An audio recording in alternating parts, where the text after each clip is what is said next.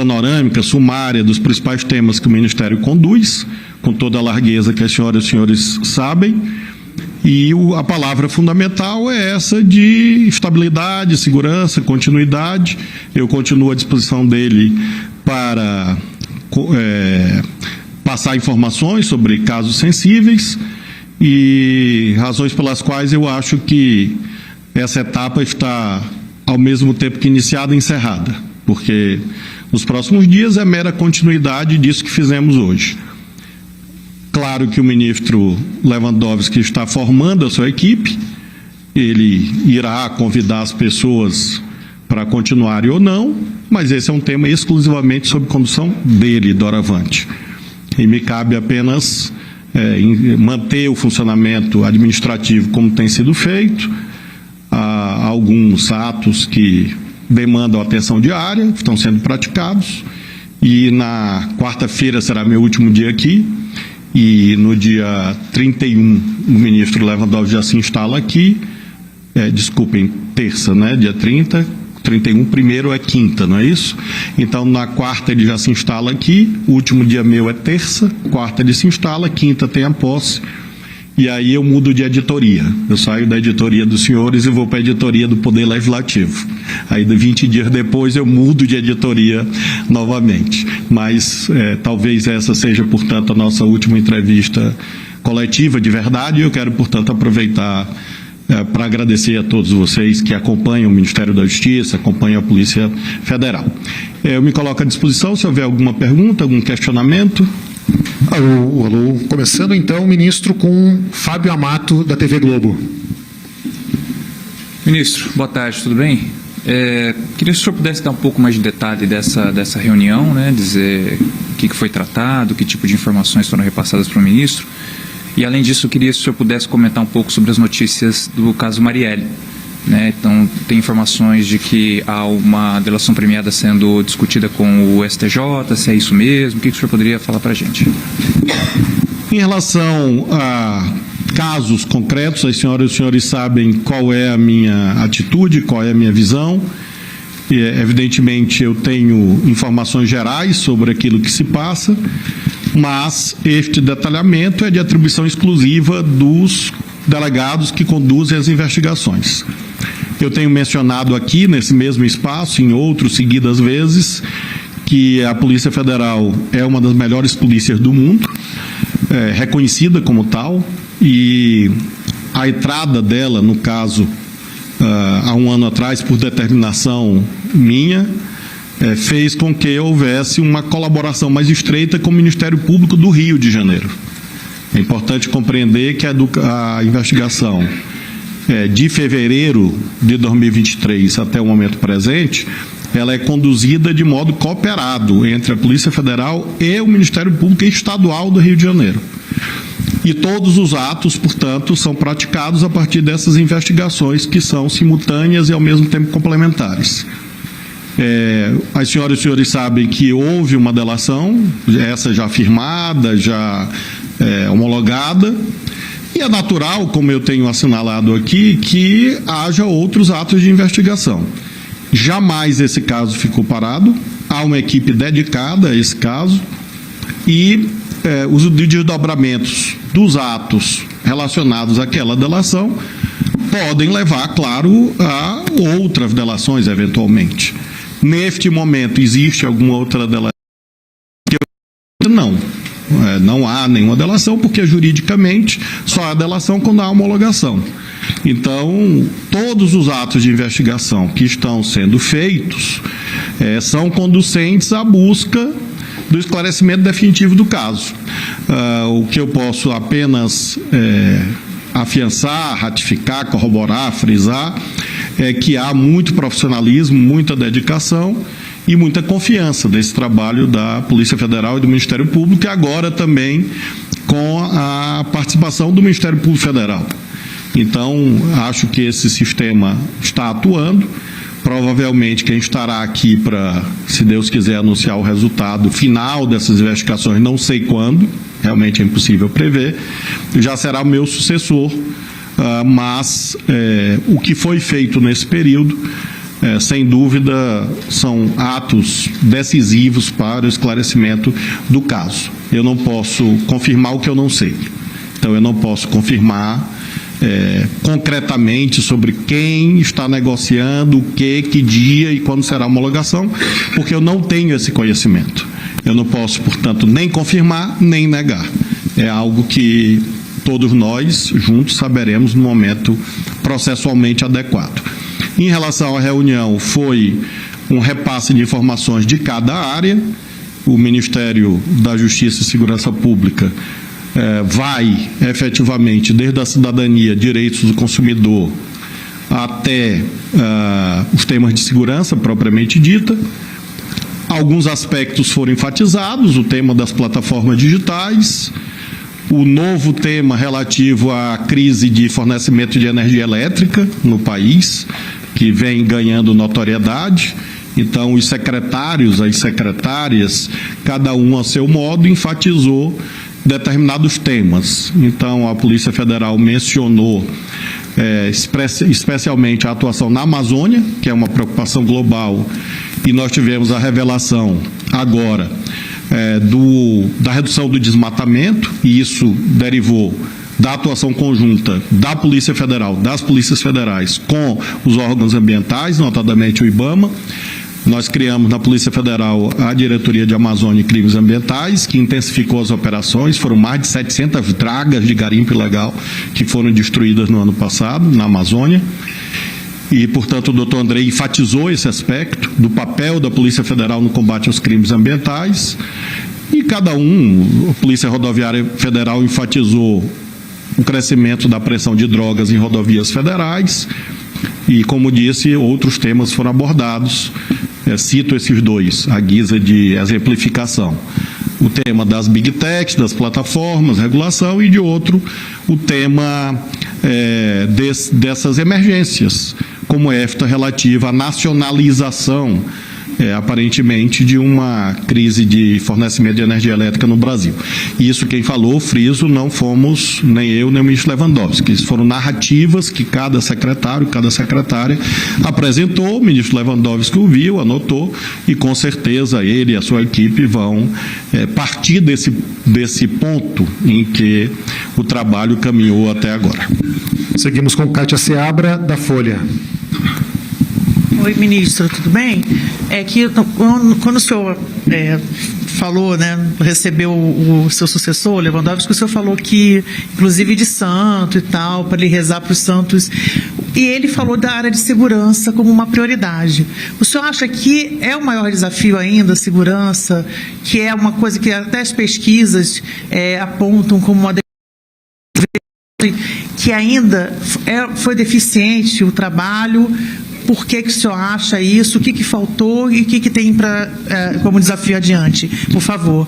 É preciso compreender que o Brasil nunca teve, a rigor, uma política nacional de segurança pública, porque prevaleceu a visão federativa de isso ser primordialmente a atribuição dos estados. Isso é rompido com o advento das organizações criminosas de âmbito nacional, que é algo relativamente recente na vida brasileira. Lembremos que o PCC e o CV, o Comando Vermelho, eram facções locais que se nacionalizaram nas últimas décadas, e isso impôs a constituição de uma política nacional de segurança pública. Essa política nacional foi aprovada em 2018 pela Lei 13.675. Então, nós estamos falando de conquistas muito recentes.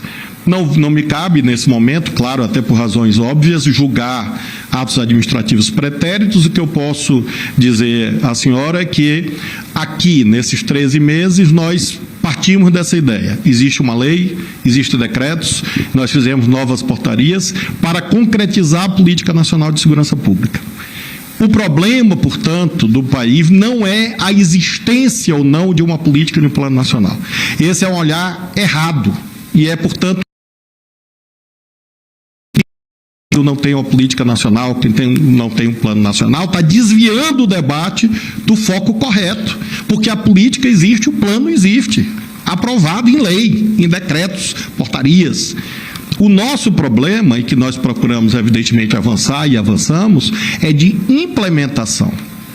e chamo a atenção de um único ponto que eu acho fundamental quanto ao futuro. Por que o SUS funciona? Porque o SUS tem uma estrutura de governança interfederativa, nacional. A comissão bipartite que funciona no Maranhão, ela é mandatória, ela normatiza o funcionamento do SUS entre Estado e municípios. E a comissão tripartite nacional, que funciona no Ministério da Saúde, envolvendo governo federal, governo dos estados e prefeitura, ela é mandatória, ela não recomenda, ela decide a alocação de recursos no âmbito do SUS. Quando que o Brasil começou a ter uma política judiciária nacional? Com a criação do Conselho Nacional de Justiça.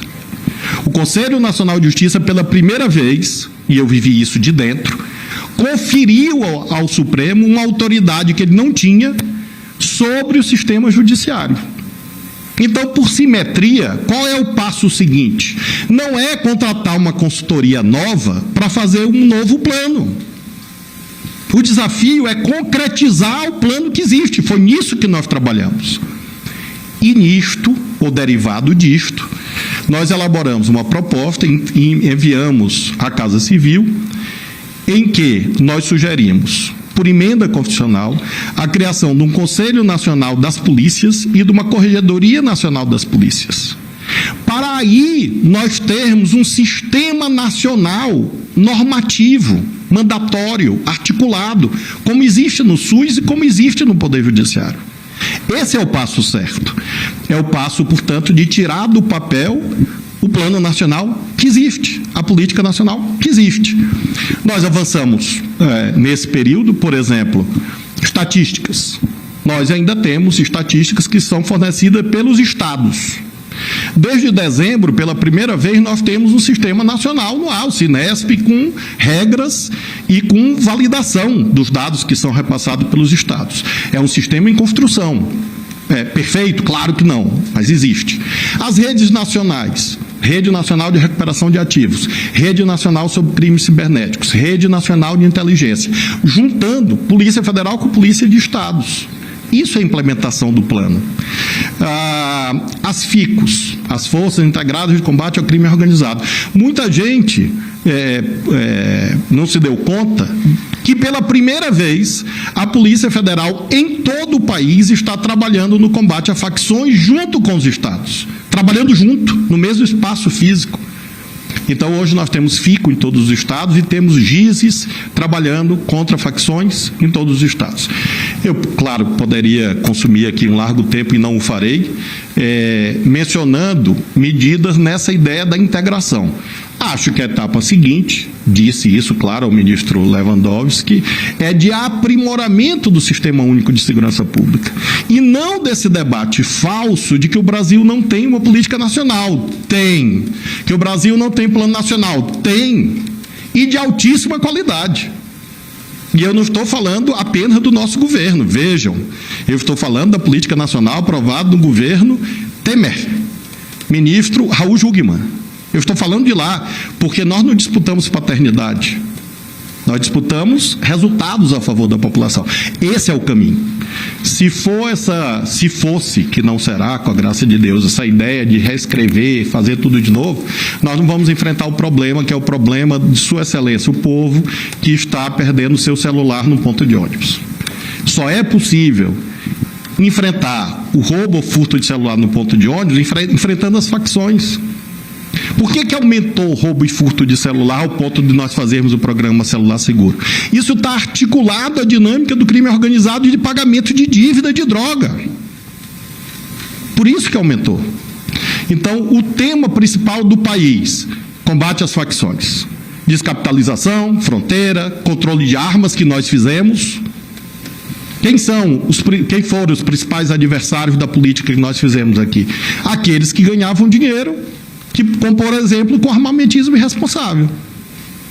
Então, esses passos foram dados e isso que nós dividimos com o ministro Lewandowski. O secretário Tadeu tem conversado com o novo secretário, Sarrubo, aliás, uma excelente escolha. É uma pessoa do Ministério Público muito reconhecida, muito respeitada, muito capaz, é amigo do Tadeu, é meu amigo também. Então, nós temos, o Tadeu tem conduzido com o Sarrubo esse repasse em relação ao SUSP, em relação à política nacional, em relação ao enfoque, que é o plano de enfrentamento às facções, às FICO, à IGISE, para que isso não se perca e nós consigamos avançar no principal, que não é papel, é implementação. E eu, particularmente, acredito que essa proposta no Conselho Nacional de Polícias, mandatório, ou seja, com força hierárquica, e a Corregedoria Nacional são passos similares ao que foi feito no Poder Judiciário, a meu ver, com bons resultados. Agora, Isadora Peron, valor econômico.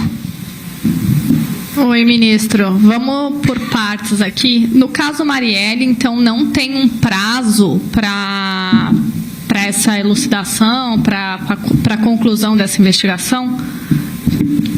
Infelizmente não, porque eu não posso afirmar, porque legalmente não existe e porque é uma investigação complexa.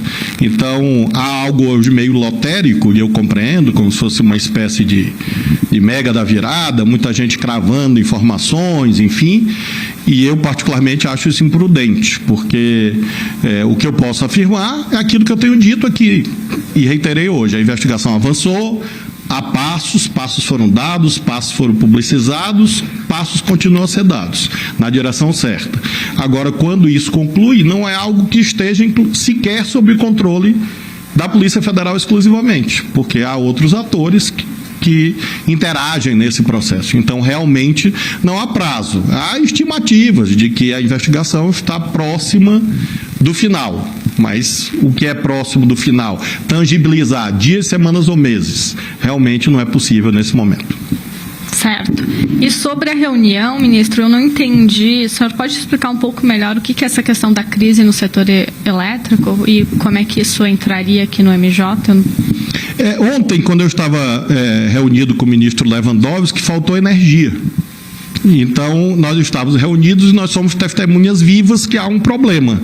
Eu frequento Brasília e morei aqui já muitas vezes, por muitos cargos, e nunca tinha visto isso. Então, houve um apagão durante a nossa reunião. E esse fato foi que ensejou que surgisse isto, e hoje o secretário Adi Damos noticiou que reuniu com a concessionária do Rio de Janeiro ontem e que está instaurando uma espécie de processo, tendo em vista que houve colapso já seguidos em São Paulo, como as senhoras sabem, e os senhores sabem, no Rio de Janeiro e no Rio Grande do Sul.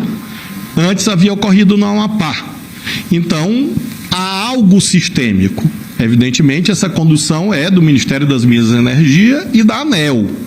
O que o secretário Adi mencionou, como secretário do Consumidor, é que há um problema de legislação consumerista, porque, de fato, há essa incidência, e que a Secretaria do Consumidor tem atuado. Até onde isso vai, claro, vai caber ao novo ministro definir, mas esse é um tema que foi apresentado na reunião pelo secretário nacional do Consumidor, na visão dele como uma prioridade para esse trabalho nesse ano, tendo em vista que são eventos adversos que têm se repetido de modo inusitado no país. Seguimos com Letícia Casado, portal UOL. Oi, ministro, boa tarde. Também duas coisas. Primeiro, se o senhor acha que consegue convencer o Capelli, na volta das férias, a ficar na pasta, se o senhor chegou a conversar com o Lewandowski sobre a situação do Capelli, se ele fez algum comentário sobre o secretário. E a outra questão também, só para a gente entender, voltar também de novo no caso de Marielle, porque essa questão sobre a execução da vereadora, se o senhor poderia fazer um balanço sobre... o quanto que a investigação sobre execução andou sob a sua gestão. É muito importante lembrar que quando nós assumimos essa investigação não estava sob a autoridade da Polícia Federal, houve uma construção jurídica e administrativa que resultou num ato meu, com base na Lei 10.446 de 2002, que permitiu que a Polícia Federal passasse a atuar. Então, o primeiro saldo é esse. Legitimamente, com base na Lei 10.446 de 2002, a Polícia Federal passou a atuar no caso. Em segundo lugar, essa atuação não se dá de modo dissociado do Ministério Público do Rio de Janeiro. Quero agradecer ao Procurador-Geral de Justiça do Rio de Janeiro, o Procurador Luciano, que reuniu comigo diversas vezes, e nós sempre consideramos que a atuação da Polícia Federal não excluía, pelo contrário, demandava uma atuação concertada, articulada com o Ministério Público do Rio de Janeiro. Então, segundo passo. Terceiro passo, houve uma recuperação de provas que estavam, naquele momento, ainda numa análise preliminar, e essa reanálise de provas resultou na delação do Elcio. E essa delação do Elcio confirma a autoria material imediata. Lembremos que até a delação do Elcio, a tese de defesa era de negativa de autoria. Então, a delação do Elcio, com provas de corroboração, lembremos que a delação não é um meio de prova absoluto e é necessário que haja provas de corroboração. Nesse caso, cito um exemplo. A identificação pela Polícia Federal do Rio de Janeiro do recibo do táxi que constava da delação, para citar um exemplo. Então, Letícia, em suma, são passos concretos que estão documentados nos autos. Então, você vai me perguntar, e o que mais? Eu não sei te dizer, porque eu nunca olhei inquérito nenhum aqui na Polícia, no Ministério da Justiça, nunca. Eu nunca conversei com um delegado que preside inquérito para ele me dizer o que vai fazer ou eu dizer a ele. Sempre autonomia plena da Polícia Federal, técnica, no que se refere ao seu trabalho jurídico. Então, esses exemplos são fatos já ocorridos, fatos já documentados e são coisas objetivas, que não existiam e que passaram a existir. Eu espero que o encadeamento de outros atos de investigação resulte naquilo que todos nós desejamos, que é a elucidação desse caso. Faço questão de mencionar que essa investigação não está separada de um conjunto de outras providências no Rio de Janeiro. O Rio de Janeiro e outros estados, claro, mas menciono o Rio, é marcado hoje pela existência de um bloco criminoso, de um ecossistema criminoso. E quando você investiga um caso, você está investigando outros 10, outros 20 ou outros 30 ao mesmo tempo. E é disso que nós estamos falando. Ou seja, o caso Marielle é relevante em si, mas ele é relevante porque ele está articulado com outros temas. Não me cabe fazer análise, cabe às senhoras e senhores. Mas vejam a quantidade de prisões, apreensões, busca de armas, etc., que houve nesse período, de 2023 para cá. E que mostra concretamente de que existe um conjunto de ações visando a enfrentar o crime organizado no Rio de Janeiro. Eu espero que o caso Marielle seja mais um exemplo virtuoso. Não posso prever, não posso dizer, não me cabe, mas, como eu disse, eu tenho total confiança na Polícia Federal do Brasil, que é uma das melhores do mundo. E isso é reconhecido em todos os fóruns internacionais, pelo Interpol, e a equipe que está lá, que eu não conheço, é uma equipe que está dedicada ao caso. Então, foram passos objetivos, não foi uma mera declaração de intenções. Foram atos jurídicos. O que me cabia fazer foi aquilo que genericamente se chama de federalização. Então, foi feita uma federalização pactuada, que não é aquela prevista na Constituição, mas houve a entrada da Polícia Federal sem romper liames de colaboração com quem estava à frente do caso e continua atuando no caso.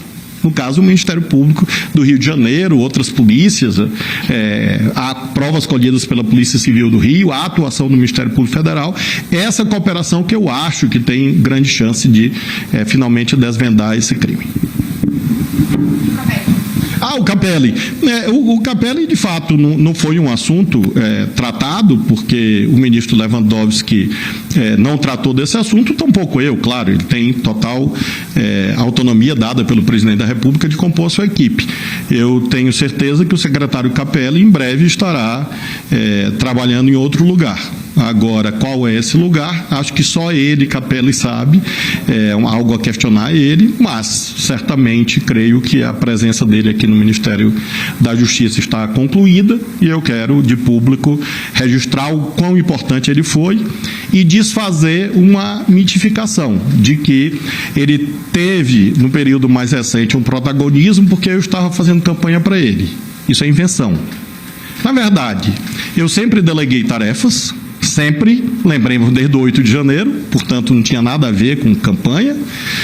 Ele é um secretário executivo de altíssima eficiência, que fez com que, junto com a nossa equipe, nós tivéssemos quase 100% de execução orçamentária no ano passado, 99,8% do nosso orçamento foi executado, e, ao mesmo tempo, tivesse essa presença em projetos fundamentais. Então, ele prestou grandes serviços a mim, à minha equipe, ao Ministério da Justiça e ao país. Esse é o mais importante.